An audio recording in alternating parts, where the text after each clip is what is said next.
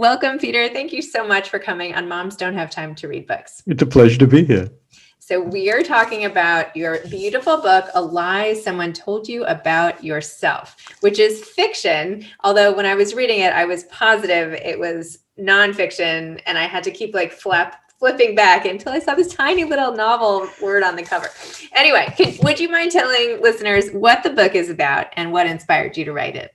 Sure, it is a novel, although certainly parts of it are true. I like to think the whole is fictional, even if parts sort of derive from real experience. And it's a novel about parenting, with some of the familiar trials and tribulations of that, but one that I hope starts from an unfamiliar place and maybe even defamiliarizes that experience, since it starts with an abortion.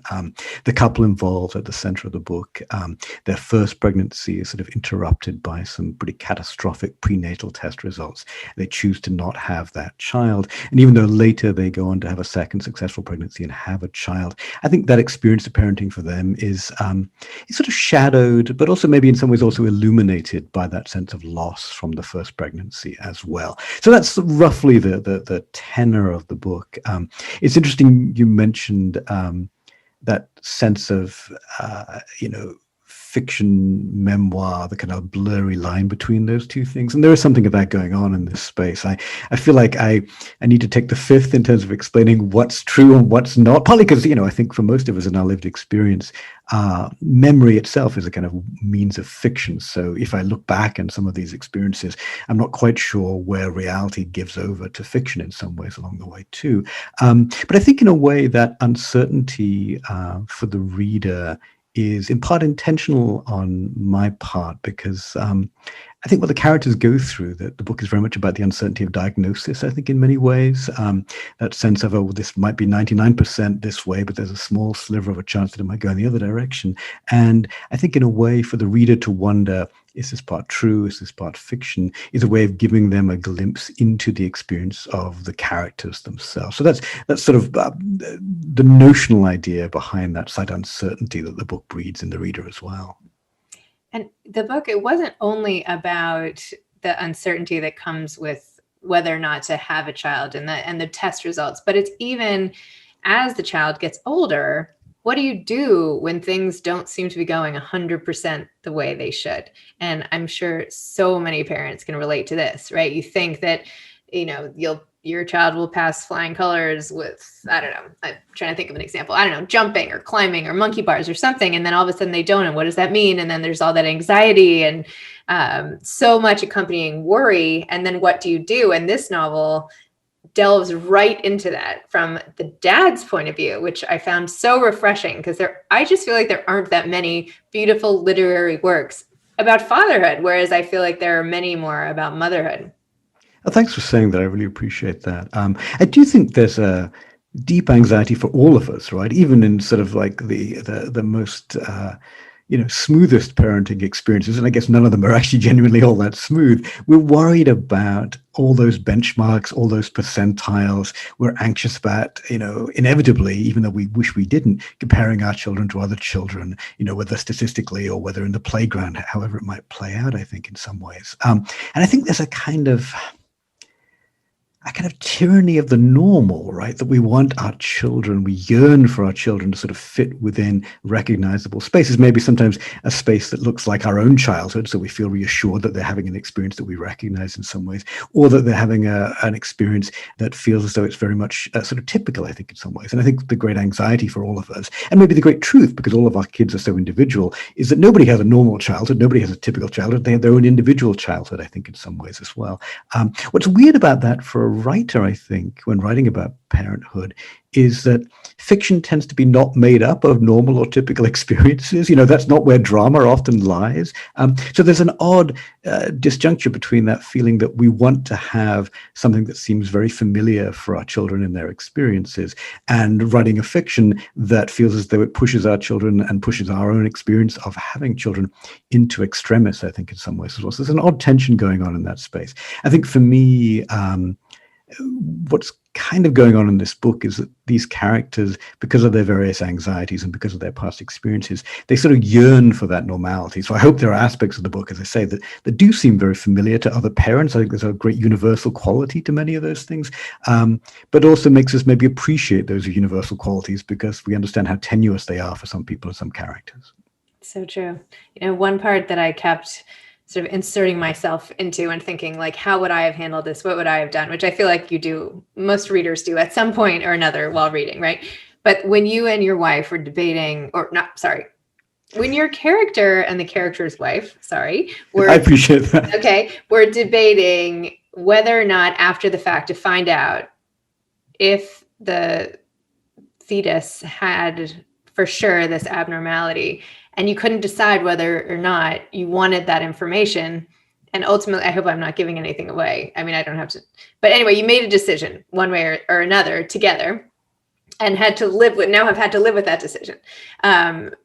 Tell me about that. Like, what do you do if your spouse wants to know and you don't want to know? Or what do you do when there's information out there? Like, I felt like I wanted to call the test person and get the results of this, even though, like, I was like, maybe they don't want to know, but I would like to know the answer, Sure, no, that makes perfect sense. And, in a way, that's also what the book is about, right? It's about marriage. It's about the way that we can know somebody incredibly intimately and have spent a lot of time with that person. And yet still, when we come to these crucial moments, find ourselves, on opposite sides of a feeling, on opposite sides of a divide in various ways. We feel as though some parts of our essential characters are revealed in those moments. But I think also part of a marriage is learning those things about one's spouse and living with them, or finding a way collectively to live with those kind of differences that we go through. And so the book is, I think, very much about charting the ups and downs and the stresses placed on a marriage by these kind of circumstances as we progress through those spaces. But I do think there's a way in which, I think for these characters in this book, the uncertainty they're grappling with is, as I say, sort of medical uncertainty, diagnostic uncertainty. But I think a lot of the times in our lives, we grapple with uncertainty, right? We don't have a sense of the sure thing. We don't have the 100% knowledge of a certain thing. We don't have perfect information. And I think that's very true for these characters. I think it crops up in a lot of fiction, despite the fact that we often talk as writers about writing what you know. And of course, this book does in some degree derive from lived experience. I think we often write into what we don't know. And in some ways also maybe have to write books that live with uncertainty. I think there's a way in which that's the nature of our lives in a way. And of course, I think that's been brought home very powerfully and painfully to many of us. And I know yourself, your family has gone through this too, through the process of the pandemic over the last few months as well. So we've been grappling with not knowing when this will end, not knowing what it means, not knowing, again, uncertainties of diagnosis creep into this space as well. So it feels as though, although this is by no means the intention writing the book, that it also hits that odd, timely note where we have a kind of global uncertainty that we're all grappling with now. It's so true. I feel like in the pandemic, I've had to rely, and probably most people, but when everyone's doing different things, where should we be? What do you feel is okay? What do I feel is okay? I'm not sure. Like, I feel like this is a time where I'm just like, okay, I just have to look inside myself and go with it, because that's all I really have at the end of the day. Like, everyone else could be wrong. Everyone else could be right. But like, I have to do what I feel comfortable doing, although not being led exclusively by anxiety. I feel like lately I haven't even wanted to leave the house. I'm like, this is fine. I'm okay here. Right. It reminds me a little bit of there are ways we think about, I studied this years ago, risk assessment, and it's sometimes about the statistics, but it's also a little bit about our emotions in response to that risk as well, right? It's the feeling that, if somebody chooses to be a smoker, they're choosing to take that risk on for themselves. But if, the government puts a nuclear power station nearby, even though that risk statistically might be a lot smaller than the risk from smoking, we feel that risk is being imposed upon us. So it's not just about the numbers, it's something about our emotional response to that space. And I think we're all grappling with that sense of not just how do we deal with the numbers, but also how do we emotionally process the numbers at this particular moment. The characters have to think about that, but I think we as a society are thinking about that too. It's so true. Yes. It's very timely in emotion for sure. Absolutely. And by the way, the wife in this book is so funny and likable. So I found myself wanting to take whoever this was out to coffee. So if she happens to exist, tell this fictitious. I really appreciate you saying that. No, that's actually very, very moving to me, because the wife in the book, at least in some part, is modeled on a wife that I know very well, that I love very deeply, and who's sort of behind the door behind me back there. And I think I was very conscious writing the book. You mentioned that it's a story about fatherhood, which is very much true. But, the reason that I think there are fewer books that talk about parenting from the father's point of view is because we understand, of course, and I think it's very true, that the motherhood experience is in many ways, certainly the birth experience, is so much more intense than the father's experience, I think, in so many ways. So I was sort of cautious and tentative a little bit, I think, in some ways, about trying to take on subjects like parenthood, and certainly subjects like abortion, from a male point of view. And I don't claim, of course, this is like a complete point of view, obviously. It's one of the ways that the book is structured is written in these sort of short fragments that also leave a lot of space between those sections. And it feels as though those gaps, the way the book is sort of composed in fragments, I think allows readers to read between the lines a little bit, and sort of to think that this is not the whole story, of course, and that there's a story that the wife would tell in the novel, and maybe even the son would tell eventually in the book as well, that I can't claim to access, but I'm trying to leave some space for, so the readers might imagine what's going on with those characters in the background along the way as well, and maybe fill in the gaps. It feels like I'm a big believer in the way that the reader helps complete a book in some ways as well. So I'm hoping to leave some space in that territory. Although it's funny, after that interruption, I also think that some part of the structure of the book, the fact that it's written in sort of short sections, short vignettes, comes out of the parenting experience. This book, although mostly written over the last 3 or 4 years, the first chapter goes back about 10 years or so, I think, and it comes out of a time when I was trying to write when my son was pretty small. And so everything about the writing experience was sort of stolen in those moments where there was a nap or there was a small gap in the busy schedule you have when you're parenting. So something about the form of the book also, I think, comes out of the parenting experience. And the way I've digested it also comes out of the parenting experience, where I read snippets and I have the book here and there, and it's good. I love all different types of books, but like I'm also reading now a book with multiple, viewpoints, where each chapter it shifts. And that's much harder. I still really enjoy it, but that's better if I have like a longer stretch of time, so I can. But when I put it down and pick it up, I'm like, wait, who is she? And then I have to flip back. This book, no, you're like in it. I get it, whatever. So was it easier? I mean, you have written all this historical fiction in the past, which I'm sure involved a great deal of research and time and digging and all of that. Was it like a breeze for you to do this, or was it harder because you were going into more emotional territory, or is that not even true? I mean, it's difficult to compare. I think the historical work does require a lot of preparation. There's a lot of anxieties, right? But it's also a space where fact and fiction, and where fact gives over to fiction, feels like it's also an important question. So this book has some callbacks to that previous experience, I think.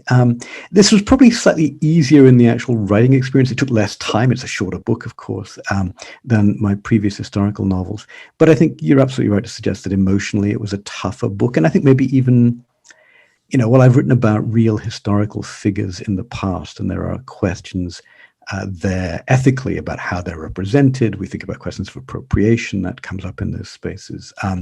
It felt that those questions were much closer to home, literally speaking, in the context of this book. So there was a certain amount of anxiety and a degree of soul searching in those questions in the writing of this book. And it's, to some degree, I think, as I often do, some of the things that I worry about when I'm writing a book. Can I write this book? How do I write this book?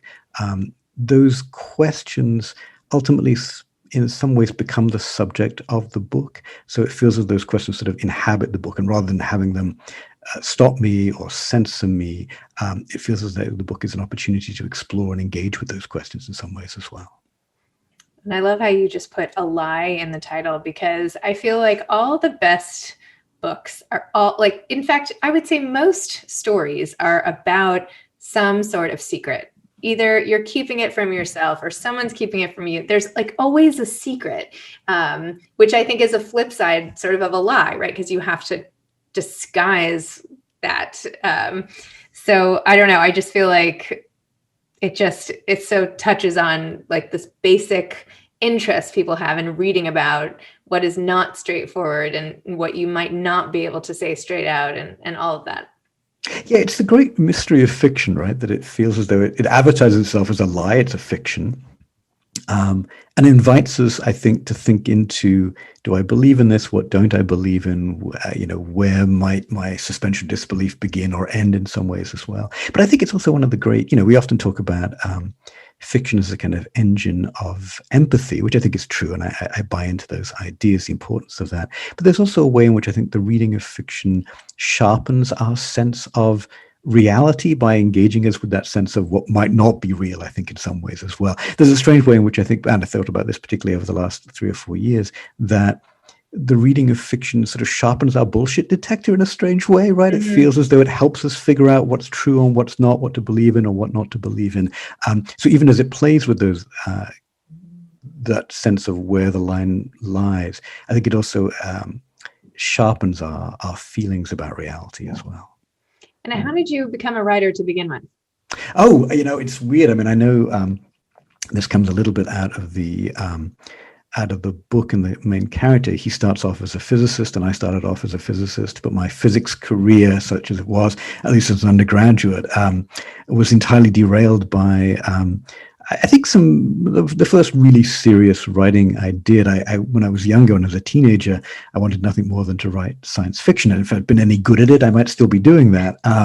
But I wrote a story that was it's closer to home, more about my family. My grandmother was beginning to suffer with dementia, and it was a very difficult passage for the family to go through, and for me as well.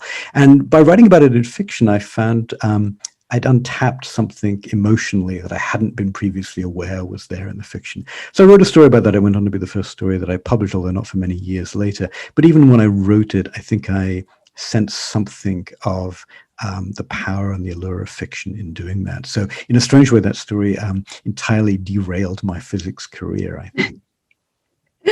Wow. So I guess we should keep all the novels away from potential physicists. That's the lesson here. What do you like to read? What types of books do you like to read? It's funny. I think once I became a parent, I became very drawn to the idea of reading a lot of short books because it was very easy to get through them. So I sympathize with what you were suggesting earlier on. I think, too, there's a way, we're talking about the interrupted, distractible life of a parent or a young parent, and how they find time to read in that space, or how they find the bandwidth to, I think, just engage with a book in those kind of moments. I think, too, that distractibility is a cultural phenomenon, right? I think there's something about the way that we read, even when we're reading the news or reading online, we're hopping around, right? It feels like the net and the web have become really interesting sort of metaphors of the way we hop from connection to connection to connection. There's a way in which we, when we engage with the world like that, are making our own novel. I'm going to jump from this link to this link to this link. And I do think there's a body of work out there, a body of fiction that sort of begins to operate in those sort of elusive, connective ways. I think back to a book that I teach a great deal to my undergraduates almost every year, Jennifer Egan's A Visit from the Goon Squad, which has that same kind of elusive, connective quality. And I find that really interesting. It feels as though there's an interesting way that it makes, I always talk to them about how once they've read it, it sort of rewires their brains in interesting ways. Although I think in some ways it's actually just playing into a rewiring of their brains that the world is engaging in some ways for them as well. But I like that. I think I'm interested in that sense in which we're encouraged as readers to make connections between pieces that we're asked to fill the gaps in. Again, that sense of feeling as though we're collaborators with the author. So those are books that I'm really engaged in. And do you have more books in the works? Like, what's coming next for you? Yeah, it's funny. I was writing this book, or at least finishing it sort of simultaneously with another book that I'm working on. It's a nonfiction book, a kind of teacherly book, a craft book about the writing of fiction, but specifically about revision. It's called The Art of Revision, subtitled The Last Word, which is a bit ominous, but it's not quite as grim as that sounds. And, I've been teaching for the best part of 25 years, so it feels like it's a distillation of those kind of things. But it felt a little as though, as you know, in this new novel, the main character is also a writer and a teacher of writing. So there's a little bit of osmosis between these two projects, I think, in some ways as well. So that one will come out in November of this year. And my friends are like, oh, you've got two books coming out in the same year. But I have to admit, they're both very short books, as you know from this one. So it doesn't feel like it's quite as great an achievement of that, although it's fun. And I enjoy working on both of them, of course. I have two anthologies coming out this year, actually. Excellent. Congratulations. Yeah, thank you. I assembled them, but yeah, November. So I'll see you in the November party. There we go. That's a lot of work, though, assembling anthologies like that. It is. No, it is a lot of work, and it's great, and I'm really proud of them, and it'll be great. But it's not like I sat down and wrote them all. Right. Well, but it's a fun. It also, I think, it's the way I feel about it even when I'm putting together a list of readings for a course. You're interested in the way that pieces and anthologies bounce off each other, speak to each other. And I do think there's a way in which, and Visit from the Goon Squad calls back to this space as well. There's something about the way I'm interested in novels, I think, that borrow from not the structure of short stories per se, but from the structure of short story collections, which I think do invite us to think about links, think about comparisons. And so anthologies do that work in really interesting ways. And again, it's a fun way of the brain moving laterally, I think, which is an interesting contrast sometimes to the linearity of some fiction as well. I like that. I might have to steal that quote. When describing anthology work. You have already started talking about this, and I'm sure you have a lot of views on revision, and I read your essay, I think it was called Done, on oh sure, yeah, right, and everything. But what advice would you have for aspiring authors, people who are just starting out? Well, this probably goes to some of the ways I think about revision. I think there's a way in which it's important for us to outweight the project, outweight the story, outweight the book. I think we're all, much as we claim to love writing, there is a way in which we're often, all of us, in an unholy hurry to be finished with whatever we're writing. And I think that's understandable in a first draft, right? We sort of build that first draft. It's like a rickety bridge that we're constructing across the chasm of our doubt, right? That we feel if we don't finish the bridge, it'll just fall into the chasm, or we won't get to the end of this thing. And so I think it's really important often to move quite quickly in a first draft. And I sort of see students doing that. But you can also feel them, at the end of that early draft, particularly if it's a story, they're like a sprinter who's dipping for the line, right? So we're trying very hard to get across that line and get it built. Then afterwards in revision, though, I think it's really smart to take some time to explore the work, maybe even to let it expand for a little bit. I think, we talked earlier on about that idea of writing what you know, but often we don't quite know what we know when we write a first draft. We're sort of feeling our way into that space. So the more we expand, I think, the more we sort of explore our own work, I think, in many ways. And I'm really interested in that idea, that sense of hanging out with the work long enough to understand what it's doing. And maybe ultimately, I think, figuring out why we wrote it in the first place. That's how I know that I'm finally done. I feel like I finally understand my own work, I think, in certain ways. And nearly always with different books, there's some late moment when I understand why something that seemed out of place, or I wasn't quite sure why it was there, what work it was doing, it suddenly speaks back to me and says, oh, I'm here for this reason, and this reason is essential. That's why you've hung on to me for as long as you have, I think. So the advice, that I give to people, there's so much, of course, but the line I like to quote is a line of Flaubert's. The line, I think, goes, that talent is long patience. And I think when I first heard that, when I was, quite a young writer, I didn't get it. I think I even thought it was just a bad translation from the French. Talent is long patience. What does that mean? And because the older I get, the more I think I understand that. And I try to talk about it often with young writers who, of course, and I'm lucky I work with very talented young writers. Talent and youth are sort of the enemies of patience. I think we often embrace talent as a shortcut, right? We don't need to have as much patience if we're talented. And I think that's part of the seduction of our feelings about talent. But I do think there's a way in which just being patient with ourselves and with our work, which feels like a value that seems sometimes counterintuitive to the pace of modern life, I think, in some ways.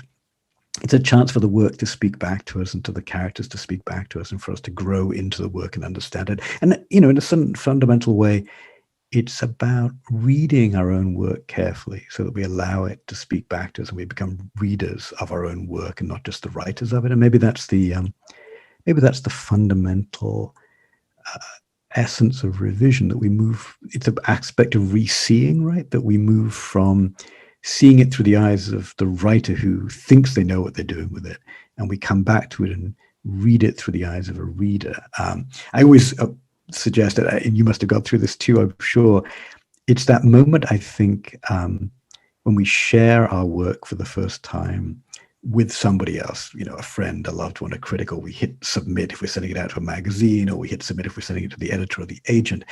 And even before we hear back from them, there's a moment, as soon as we've let go of it, where we're like, oh shit, I should have fixed that, right? There's something that we recognize that we should have changed, that we meant to change, that we suddenly see in a different way.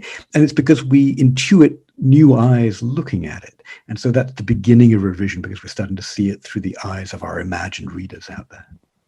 It's true. I feel like revision is, it's the most important thing. And I feel like anytime, like even for an essay, if I write a first draft that's 1,000 words and I know I have to get it to 750 or something, or 800, it's going to be much better.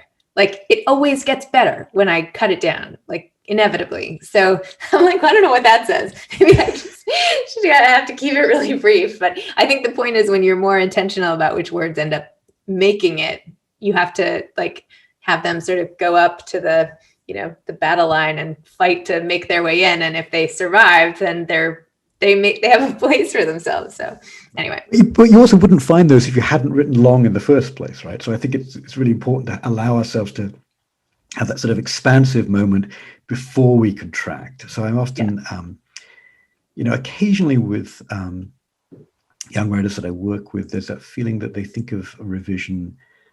Well, this is another parenting way of thinking about this, right? I feel when I encourage them to revise that I'm like their mom telling them to tidy their room, right? It feels like this is the boring work of writing. I've had all the fun creative stuff, and now I have to do the dull thing. And I want to suggest to them that revision is also part of the creative process, right? It's an opportunity also for new discoveries to be made, new moments of creation to occur to them. And so I'm often encouraging them to take that piece, and I guess the way I put it is to allow it to breathe out, sometimes to get a little bit longer than it needs to, and then in a subsequent draft to cut it back, and so it breathes in. And that sense of the draft as this breathing, living thing feels like a kind of healthy way also to think about it. It's sort of like when I make sugar cookies with my kids, right? You need all that dough and you have to roll it all out, and then you put the cookie cutters in it, and nobody ever says, oh, I shouldn't have made all that dough. You had to make the dough to get the perfect cookie. That's a great idea. That's a really good description of that. And actually also really helpful to me, because I feel as though one of the struggles I have talking about revision sometimes with students is it can feel a little mysterious, right? Even that sense of I suddenly understood it was done, or the character spoke back to me. These things seem a little mystical, I think, in some ways. So anything that sort of makes it seem more down to earth, I think makes it more tangible. So that's a great metaphor for that. I really like that idea of that. You can use that metaphor as often as you like. If you tell the person you're talking to they have to listen to my podcast. I will do that. That's a deal. I like that. I'm kidding. No, of course. We use it if it ever helps you. But yeah, I think it is kind of like that. Anyway, well, thank you so much for this chat. That was really fun. And I really, truly enjoyed reading your book. Not the least because I could pick it up and put it down 8,000 times before even finishing 200 pages or 100. I don't know. Anyway, it was great, and it was lovely getting to know you. So thank you for coming on my show. Thanks so much for having me, Zibby. It was a real pleasure chatting to you. I'll send you some sugar cookies one day. That'd be great. I love that. All right. Okay. Thanks. Bye-bye.